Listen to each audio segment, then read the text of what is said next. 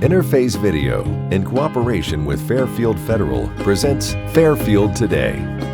Brought to you by Fairfield Federal Savings and Loan, Fairfield Medical Center, Fair Hope Hospice and Palliative Care, the Frankie Smith Funeral Home, Fairfield County Adam H., Dagger Law, and the Fairfield County Board of Developmental Disabilities. Welcome to Fairfield Today. I'm Paul Jasson, the host. Thanks for joining us again. This time of the year, you see so many events as we get into voting season, we get into election time. There are always a lot of candidates and things to vote on. Not so many this time here in Lancaster and Fairfield County or in the townships, however you vote for that. But one of them that is out there, and you see the signs around, something we're very pro, is the city parks. Pleasure to have Mike Tharp with us. Mike's a director for the Lancaster Park System. Mike, thanks for joining us. Thank you. Busy time for you. On a normal day, it's a busy time, but yes, probably this time of year, it's. I'm sure it increases your time necessary, because I'm sure you have some speaking things and people want to hear more about the parks and talk to you about it. Is that fair? Yes, very much so. You know, it's been an odd year so far with the levy. I mean, typically in the park system, we only get to experience this once every 5 years. So we're on that cycle, even though we're a year early. Right now, we're 34 years into a levy cycle. So every 5 years, here we are 34 years later after it was voted in 1986, took effect in 1987, and we're still continuing the levy cycles to date. So let me give you a little history real quick. Sure. So in 1909, Lancaster Parks becomes a park system governed by 3 independent board members. It's not governed by the mayor and city council. It's covered by an independent board of 3. And it has since 1909 to 1986, it had survived out of the general fund, out of the city of Lancaster. We weren't doing well in 1986. You probably remember we were shutting down pools, we were curtailing staff. Rough time for the parks. Yes. So sitting superintendent, that was his first year in, Dave Bogier, put together a levy, a 0.15 earned income tax, to supplement the money we were getting from the general fund. So those 2 pools of money together after the levy was passed is what this park system was supposed to use to carry forward for years to come. Shortly after we passed the levy in 1986, it took effect in 87, we lost half of the general fund money in that first year, and we lost the rest of it, 6% of the 1% of the general fund, over the next 5 years. It all went away. So here we were standing on our own with a levy that was passed that wasn't intended to be the sole monies for the park system into the future. So when the statement's been made, we're operating on less money now than we did in 1987, it's kind of a true statement, because we had money, we had a pool of money that was taken away from us. The city of Lancaster needed the money, I guess, for other things in 1987 and through 1990, and I don't know what that was for, and I wasn't around then. So, but here we are 34 years later, operating with that 0.15, and we've done a really spectacular job, in my view, of taking care of that money, that pool of money, for 34 years. Every 5 years it's passed by a pretty good popular vote, and we've continued to maintain this park system to date with just that money. So we stand alone. It's not part of the general fund. It's not part of anything else. We work with grants. We work with businesses like Fairfield Federal. Everything we do has a sponsorship or a co-partner with the park system, or we would be in trouble today. But this community is such a supporter of this park system that we're able to survive because of that. I'm with Mike Tharp, superintendent of the Lancaster City Parks, and if you're even a semi-regular viewer of Fairfield Today, you see Mike frequently, and the reason for that is that the Lancaster City Parks are involved in so many things throughout the community, and I've said this to Mike before. Anybody that doesn't know what to do with a project or a piece of land, say, let's contact Mike and the parks. They'll take it, and they do. They take it on, and they make it successful, and they make it worth your while. So the parks, the things they do, I guess I think of Rising Park. When I think Rising and Alley Park, those are the two parks that I think of. But you've got a lot of acreage you cover. We do. It's in excess of 830 or 840 acres right now. A lot of park systems around the state, they have a piece of property, they mow it, they maintain it, they pick up the litter, and it's a park for you to visit. Sure. That's not us. We actually like to create events and things for people to do inside our park system. That's why you see Friday Night Bandstand. That's why you see Rising Park Days, and that's the Frontier Players and the Pumpkin Hike and Santa in the Park and Pancakes. We do everything we can to try and get the community involved in our parks and not just walk through them and get in their car and leave. We want them to stay. We want them to experience what we do and who we are, and we're a unique park system. I would venture to say, and I've heard this as a rumor in my position, that the Lancaster has one of the largest park systems per capita. We've got 41,000 people in the city of Lancaster, 840 plus acres. So per capita, per person, that's a large amount of acreage for the population that Lancaster has. And Lancaster as a whole is pretty proud of this park system, the citizens, and we're proud of it too. And we just want to give back. We want to continue to grow. We want to build that splash pad. We want to extend that bike trail. We want to give the parks a facelift and a new playground and more all accessible type playgrounds like Hunter Park, like you and I have been involved in. Sure. We want to do that in more places around this town, and more dog parks, and all the things that we're hearing in our ears. The buzz. What do you want from us? Right. This is what they want, and right now we can't do it with the funds that we presently have. And two things, and I think you addressed one of them. The monies. You're not part of the general fund. No. Of right across the street. Yep. The city, they have the general fund, the parks have their money, so those things are separated. So the parks stands on its own from a financial standpoint. And the other one is, and I'll profess to being part of that too, maybe 20 years ago when I didn't know as much about county parks and city parks as I know now. They're different. The county parks are not you. They had a levy recently. That's not your levy. That's their levy. And there's always been some confusion about a parks levy passed. Well, you already have money. Correct. The county parks went back in the spring, and they're on a 10-year cycle. And the last thing we wanted was to be on the ballot with the county parks and add even more confusion to that. But the county parks are great. They do a super job with what they have in the parks and the properties they have. But again, the parks, for the county parks, they passed in the spring. And we're actually on the ballot a year early for us. Mm-hmm. So our levy, if we pass in November, will not take effect until January 1 of 2023. Okay. So it'll be a ways off. It needs to pass now to get moving for that. We were a little hesitant of where we wanted to be able to answer questions. And if the levy did take a turn not in our favor this fall, we wanted to be able to go back in the spring. Have another opportunity. To explain our position. There's always going to have to be a parks levy. If there's not a parks levy of some nature in place, this park system will go away. Sure. And I just think the parks department around here is just a fabulous. I go back as far as Don Boehner. When I was a young person, Don was the forever, as I remember, for years and years. The first one I ever knew and was there for years and years.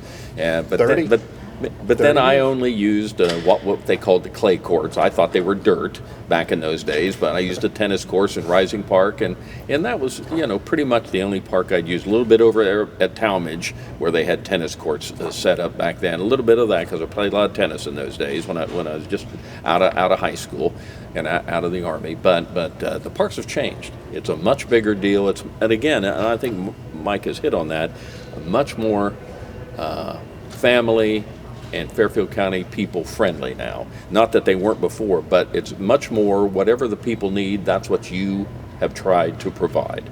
You're exactly right. In the spring, more than 1,000 kids play soccer, more than 100 plus kids played flag football. In the fall, more than 800 kids in the fall soccer program. We have 9 teams playing football, Little League football. We have another flag fall program that was 124 right now. We've got a cheerleading program that is tied in with the football program. We've got 4 different adult programs, sports. kickball and softball and flag football. And there's another one out there, but there's 4 programs now. There's cornhole in the winter. We're just looking for opportunities to keep our community busy. That's what we owe this community. Yeah. We look for opportunities to get them outside. Well, again, sentiment here on Fairfield today is, geez, we're all for pro parks, and we don't want to, I think, necessarily try to use scare tactics if something doesn't pass. But if this thing would not pass, I guess and it wouldn't pass if you get it again. If it didn't pass for the immediate future, some things would probably either be cut back or go away. First of all, we'd want to go back to the public first and say, what do you not like about the parks? Why is this not in our favor? What do we need to change? Yes. And then make those changes and go back after it again in the spring. And then, next fall would be our last ditch effort to pass a levy in some manner to keep the park systems afloat. But, we've struggled and I say struggle, but it's not a struggle. It's being responsible for the money you have and only working within what you have, those means. And we've done that for 34 years, and we'll continue to do that if we have to. Whatever that budget is, that's where you'll work. Yep, exactly right. Just like any other business. If that's what money you have available, that's what programs will be there. The nice thing about this leverage, or this levy, is we would be able, to the first time ever in the history of the parks, to leverage money long-term to build bigger projects. Splash pads, big dollar projects. We would be able to leverage our money in a way that would allow us to build bigger projects that the community wants. The Hunter Playground, you and I both know, $500,000 in that playground. And it didn't start out to be like that. No, what did we start out, $218,000, I think? It's funny, isn't it? Yeah, but that's what it takes today. Well, again, I think of the Hunter Park out there, Hunter Trace Park, what a beautiful all abilities park it is out there, and a big fan of Rising Park. Somebody told me the other day they wanted to try to get a shelter house. Guess what? They're full. They're full. They're full all the time. It's amazing. Maybe that's a byproduct of last year not being able to have them open and things like that. Maybe more people are grabbing them up now, or are they always that full? They're always that full.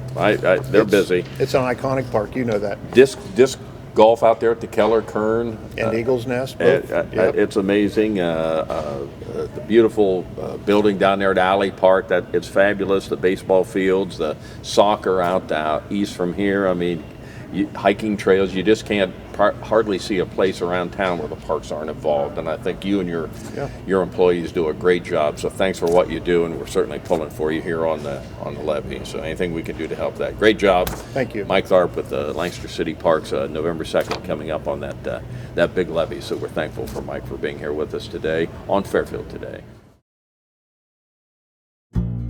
Fairfield Federal. When it comes to our customers and our community, we go above and beyond to help. Our people make the difference. We were retiring from Tucson, Arizona, and we made a retirement trip out around Ohio, having decided that's where we wanted to be. And we came across this town called Lancaster, and we fell in love with the downtown area where the fountain is and the memorials and the flags and all the stuff. And we looked around and I said, there's our bank right there. There's something to be said about a community bank in your hometown. Right. If you live in the community, you should do business in the community as much as possible. So it makes sense to bank with the community bank where you live. Fairfield Federal is the bank to be at. If you live in this town, or any town actually, you want to bank at a local home bank. And the employees are happy here, they're conversant, customer service is through the roof. There's nothing more you could ask for. Personal or business banking, whatever you need, we take it seriously because we know you do. Stop by today at any of our 3 locations and see why the difference is clear. Fairfield Federal Savings and Loan specializes in banking that revolves around you. Member FDIC Equal Housing Lender. The Frankie Smith Funeral Home and Crematory in Lancaster and the Johnson Smith Funeral Home in Baltimore have a long and wonderful history of serving our community. Feel free to give us a call at 740-653-0652. Stop in and see us at either of our 2 locations, 405 North Columbus Street in Lancaster and 207 South Main Street in Baltimore. respect for tradition, regard for change. Life is unpredictable. That's why estate planning is important. Estate planning provides you comfort and peace of mind knowing that you're taking care of your loved ones and ensuring your legacy lives on just as you envisioned. You lived a life that is beautifully and uniquely yours. You deserve an estate planning attorney who understands that and creates a plan as unique as you and in the best interest of your loved ones. You deserve the local, trusted, experienced attorneys at Dagger Law. Hello, friends, and welcome to Fairfield Today. I'm Paul Jasson, your host. Thank you for joining us. Talk about some things that are going on in Lancaster, some big changes that are going on. You can see when you drive by, and some interesting things, and we'll maybe get a little insight into the inner workings of City Councils. Pleasure to have with me Second Ward Councilman Tom James. Tom, thanks for joining me. Thanks, Paul, for having me. It's a great privilege to be here. Believe me, it's our honor here on Fairfield Today having you on. And you are City Councilman for the Second Ward. What are the boundaries as you would describe them? The Second Ward is huge here in town. It encompasses all of River Valley Highlands, all of clear down to the fairgrounds, and even all the way down on North Columbus Street and out 158. We've got a very diverse ward, certainly, and the old population versus River Valley Highlands, which is new. And of course, a lot of the big things happening here in town from a development standpoint are all happening in the Second Ward. Well, that's really what kind of got my idea to have you on. As I drive down there on North Columbus Street, sometimes I go out that way, and you hit where Lowe's would be on your left. You're kind of past all the homes, or right there toward the end of the homes on your left, and you're heading out of town.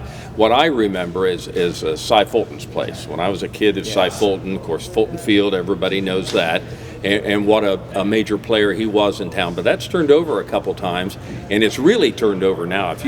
I can't imagine anybody's not been by there recently, but it is remarkable to drive by there now and see the changes that have occurred there at what I used to call Timber Top. Absolutely. The development that's going into there are going to provide some very needed facilities for our community. There'll be assisted living, some more apartments, and some duplexes that are targeted at the 55 and older. Okay. And there'll be some single-family dwellings as well. That is an 80-acre parcel of land. 80 acres. Beautiful parcel that had been surrounded for years by Lancaster city limits. It was in Greenfield Township, and when we were approached from the now developer to annex the property and rezone it, there was a pretty major public outcry against it. Everybody hates to lose, beautiful land. And having myself grown up on a farm, when they developed, and we've lived here for over 40 years, what brought us to town was actually going to work for Diamond Power many years ago. Since then, I've had other varied careers, but that's not what we're here to talk about. But what happened was, when they started to develop River Valley Highlands, I enjoyed running at that time a lot. And I could run out that road, North Columbus Street, without too much traffic. And when they started taking all those beautiful cornfields for River Valley Highlands, that hurt, because as a farm kid, you hate to see good farm ground go. They're not making any more of it. That's it. And you won't raise any more corn unless people started in their backyard. And I'll tell you, just to get off on that a little bit, when I look at River Valley Highlands, it's unbelievable to me how large that whole, it's got its own school. It's got its own big school right there in it. It is a big deal. You wouldn't believe it, but there are almost 1,000 homes out there in River Valley Highlands. About 975, and they're still building a few more, as a matter of fact. But then when that beautiful 80-acre parcel, a lot of people wanted to see it turned into a park, but unfortunately some of those uses were just not going to happen. Sure. And one of the big tough decisions that I certainly had to make as a fledgling council person, that was one of the first big issues that from my standpoint had to be dealt with. And as I started attending meetings before I became sworn in, I could tell that was going to be a major controversial issue. And my wife looked at me and said, "I'm going to send you to the tattoo parlor." I said, "Okay." And she said, "I want tattooed on you somewhere. I told you so. You picked the spot." So since then, I was able to take several people on tours of the property before it was annexed and before the development started. And that mansion there, I had never gotten up close to. It's a beautiful, beautiful building. And they've kept that. Home. They have not decided to do anything with it, although it's in somewhat disrepair. It will take a pretty good investment, I believe, to render it useful again. Yeah. But right now, there's no plans to do anything to it. Well, it's amazing when you just see all the I guess infrastructure, to use a word that's current today. When you see the roads and just the tearing down of the trees and how open it is, and you really have an idea of how large it is. I had no idea of knowing it was an 80-acre lot, but it could be used for so many things. So we hope that this development will just be advantageous to the city. A lot of the concerns people had, first of all, were extra traffic. And I don't know if you've noticed when you've been out there, they've added turn lanes, they've widened some of the road, and one of the big issues was to one of the adjacent neighborhoods, which was at a lower elevation than that property. A lot of their yards that backed up to that always had water laying on it. And once again, the tough decision to make was, do we let the whole property was going to get developed either way, whether it stayed as Greenfield Township under rules that were not very stringent or rules that really made sense. And that was why I voted for it, certainly. You'd have some control over We've got a great engineering department here that monitored the entire thing. They put in a stormwater sewer that went all the way over to a 2-acre pond and now have helped the runoff into that neighborhood. So there has been some benefit to the surrounding homes. Absolutely. Yeah. You're on City Council. How long have you been on now? I'm coming up on the end of my first term. And that was an appointed first term? No, actually, you were appointed and then ran? That's correct. Okay. And how many years is that? Each term is 2 years long. Okay. And some of the responsibilities of being on City Council, you have to be on 3 committees, chairperson of 1 and a member of 2 others. And the one committee that is one of the busiest, I won't say most important, is the water treatment, wastewater treatment, and the stormwater. And right now, we have a significant amount of activity here in the city to renovate and replace water treatment facilities, renovate some of the wastewater facilities. We are, making lots of expenditures in that nature. We've got the opportunity to actually borrow money from the Ohio EPA fund at 0.5% interest, and the money we have in the bank right now for each of those entrepreneurial groups is earning 2%. So we're able to really effectively use the resources, financial resources, to help build these facilities. One of the things that's driving the need for additional water, the water plant on Memorial Drive, some of it's 1937 vintage. Yes. It uses old technology of filter beds. Our new water plant on out near on south of the city, not far from Sugar Grove, that uses the new membrane technology, even though now that plant is now 20 years old. We're looking at replacing the water plant once again on Memorial Drive and moving it over to the park, where the ball fields are in Miller Park. I guess I heard that originally. There was a time, and maybe you remember it 40 years ago when you came, that was the big ball diamond in Lancaster. But before Lancaster had anything at the old high school, which was what is Stanberry now, that's where Lancaster played all their games. They had cement bleachers on either side, and slowly that's turned, and now they use it as a football field. Soccer plays there. The parks have it, but I understood that the water plant may be making a little traveling noise north. The replacement for some of those fields, we were fortunate enough to have a gift of almost 30 acres out near the bypass on Wilson Road that now will become the ball fields. That's what Mike Tharp told us. And while we're on that one issue, I'm sure you're pro parks, pro city parks. Absolutely. And this probably is one of the reasons here, how good the city parks have been to work with. They've done so much more with so few resources that they have, that the small amount of increase that they're asking for is going to reward us in ways that you can't even imagine. Yeah. I say, I go back to Don Boehner. That's what I really remember as a park superintendent when I was young, and he was here for many years, and we've gone through several. But Mike Tharp is a local boy, and he's just done a tremendous job. Absolutely.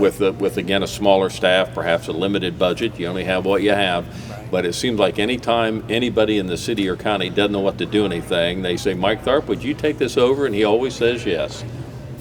The big thing they did not too long ago was the 100 trees up in Rising Park. Yeah. And we purchased one, and it was so successful, they sold over 200 trees. And they will all have dedicated plaques and things, to personalize all of it. So there's so many good things he's done. He's a pretty tireless worker. And I'm just so glad we have a person like him in that position. This is Tom James. Tom James is the Second Ward City Councilman for Lancaster.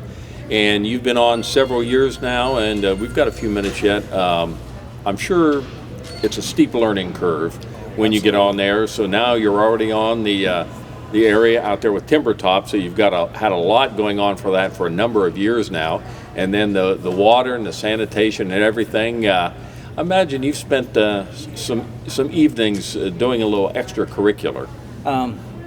Usually you have at least 8 meetings per month. Mm-hmm. For council, and then you add in all the other meetings for the committees and things. It's a good thing that I'm retired, because I'm not sure I could have had the time to properly do the job. No. It takes a lot of vetting. You have to carefully consider all legislation, and fortunately, in less than 2 years in my as a council person, I have introduced and passed over 70 pieces of legislation. Oh boy. And that's kept us pretty busy. And we're real fortunate. I think we have a very competent administration, a lot of really competent leaders in some of the entrepreneurial things like the water treatment, wastewater treatment as well. Well, it's and again, I'm sure it's just been a heck of a learning curve, and we got about a minute left. Anything coming up in the future? You told us about the water department moving. Anything else we can think about? As you may be aware of, Google is going to put a data center here out near the bypass, right. And we're now in the process of running a lot of the infrastructure out there to help support that. From a water usage standpoint here in Lancaster, we consume about 4.5 million gallons a day. Their first phase will need 1 million gallons total, because they need that water for cooling all of the heavy-duty computer equipment. Well, it's growth has some side issues. Right. Everybody wants to see more businesses, but with that, perhaps more infrastructure, some more things to come. So change is inevitable. So and we're trying to manage that growth very carefully, so that we don't start running down the hill and all of a sudden trip and it'll be a mess at the bottom. We don't want that. That's for sure. Tom James, Second Ward City Councilman. Tom, thanks for joining us. We appreciate what you do in the council. Give our best to Dave Uhl, the mayor, everybody over there. We appreciate all the great work that they do for the city. Thanks for having me on, Sure. Paul. Tom James with Lancaster City Council. Thank you for joining us on Fairfield Today. Interface Video, in cooperation with Fairfield Federal, presents Fairfield Today. Brought to you by Fairfield Federal Savings and Loan, Fairfield Medical Center, Fair Hope Hospice and Palliative Care, the Frankie Smith Funeral Home, Fairfield County Adam H., Dagger Law, and the Fairfield County Board of Developmental Disabilities.